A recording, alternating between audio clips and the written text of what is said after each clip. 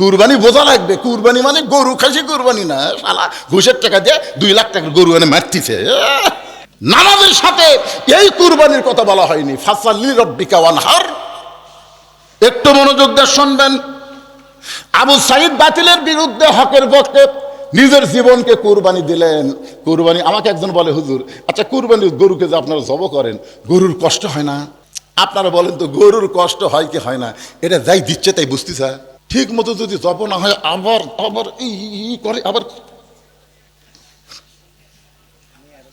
হায় হায় রে।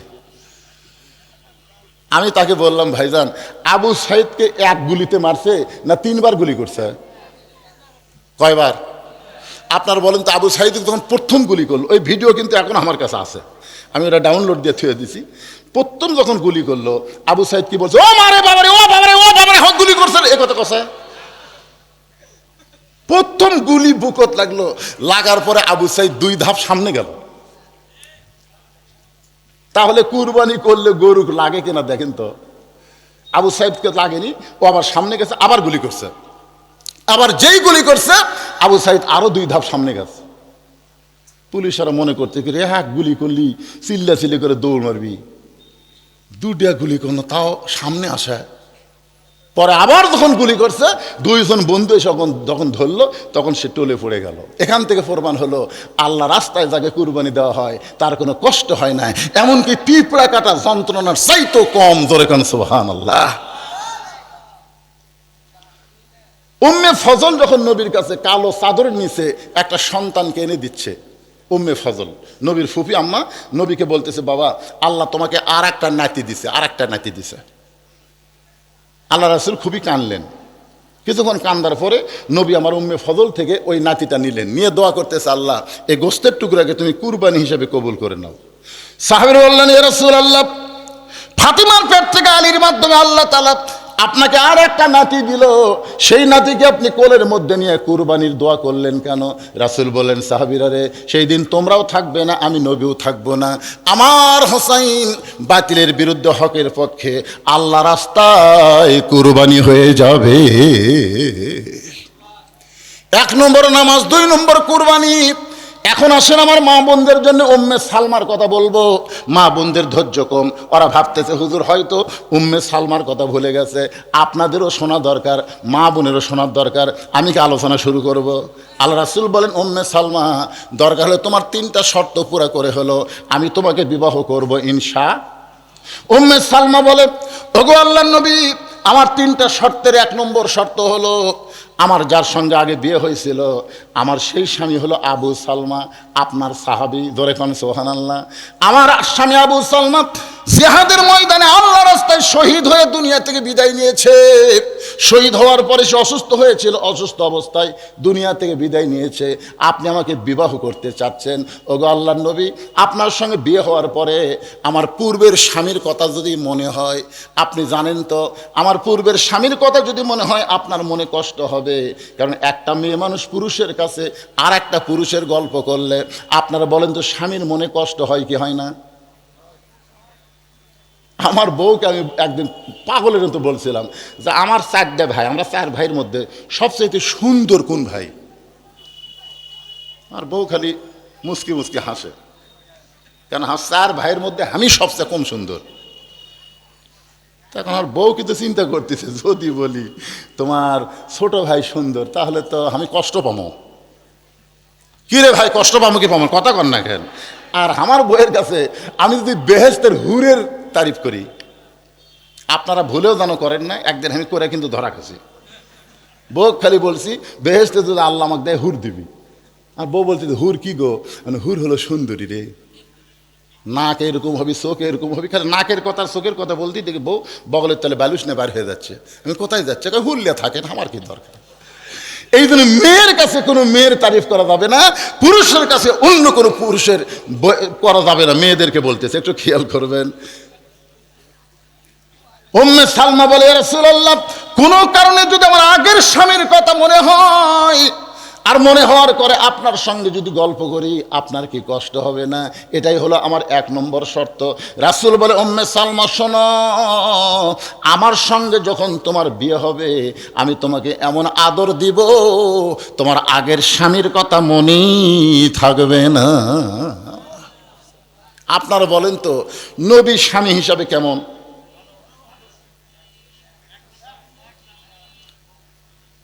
এটা কেমনে বললেন? 11টা বউ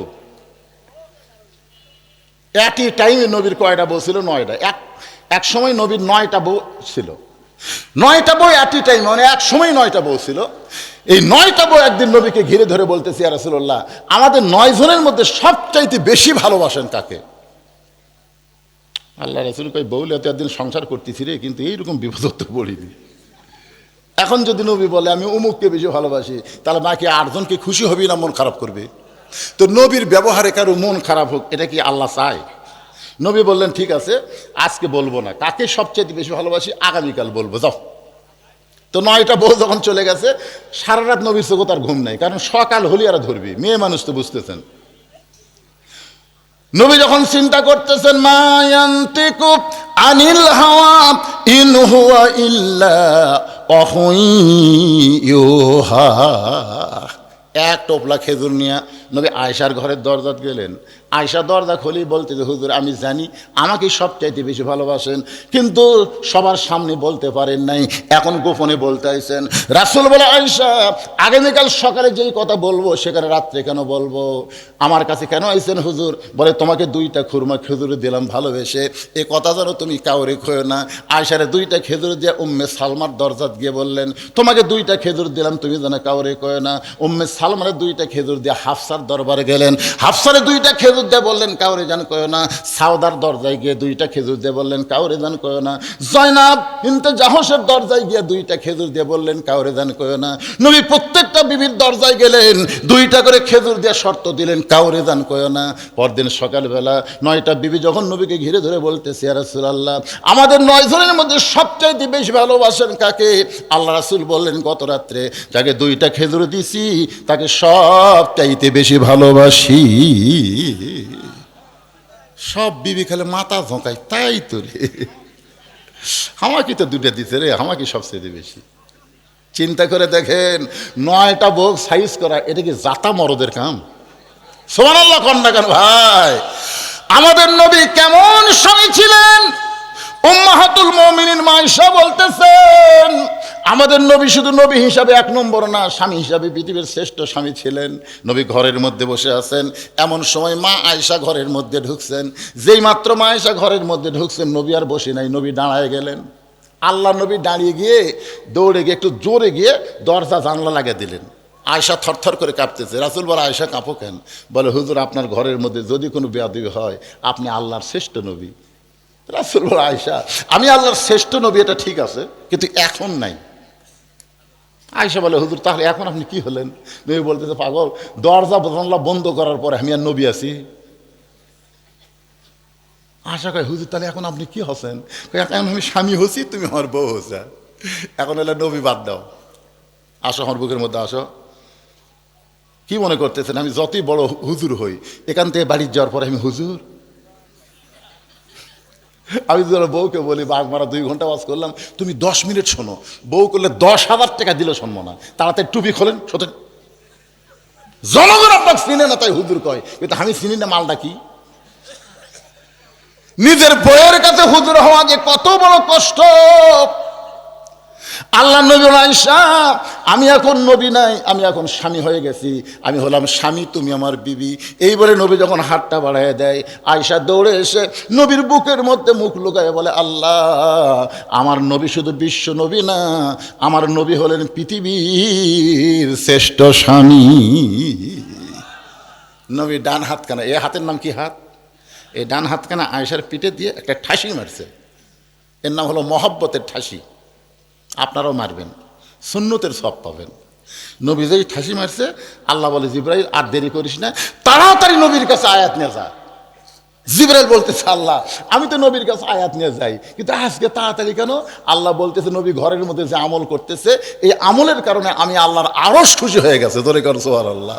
আপনারা বলেন তো নবী ঘরের মধ্যে কি পড়তেছে? নামাজ পড়তেছে, জিকির করতেছে, নিজের বউকে বুকের মধ্যে আদর করা।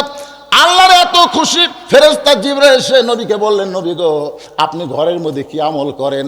আল্লাহ জানে আমি জানি না। আল্লাহ খুশি হয়ে কোরআনের আয়াত দিয়ে দিল, হুন্না লিবাসুল লাকুম ওয়া আনতুম লিবাসুল লাহুন্না। স্বামী হলো বিবির পোশাক, বিবি হলো স্বামীর পোশাক। এখনো যে শীতকাল আসতেছে, আপনার স্বামী স্ত্রী কয় ল্যাপ নেবেন?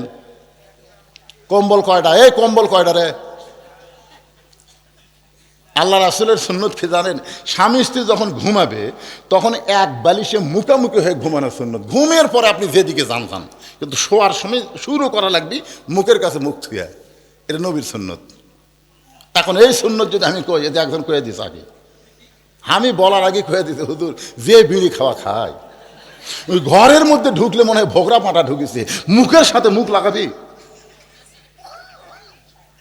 কি? আপনাকে বলতে শরম লাগতেছে না? বউ ও মায়েরা শোনেন, রাসূল বলেছেন স্বামী স্ত্রী যখন ঘুমাবে ঘুমানোর আগে মিসওয়াক করা সুন্নাত। জোরে কান সুবহানাল্লাহ।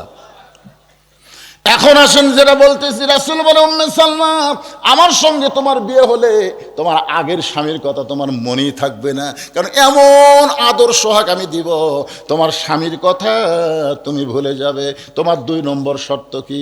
উম্মে সালমা বলে হুজুর আমার 2 নম্বর শর্ত হলো আমি জানি যাদের 2 স্বামী থাকবে তারা জান্নাতে গেলে কোন স্বামী পাবে? 2 স্বামী জান্নাতি।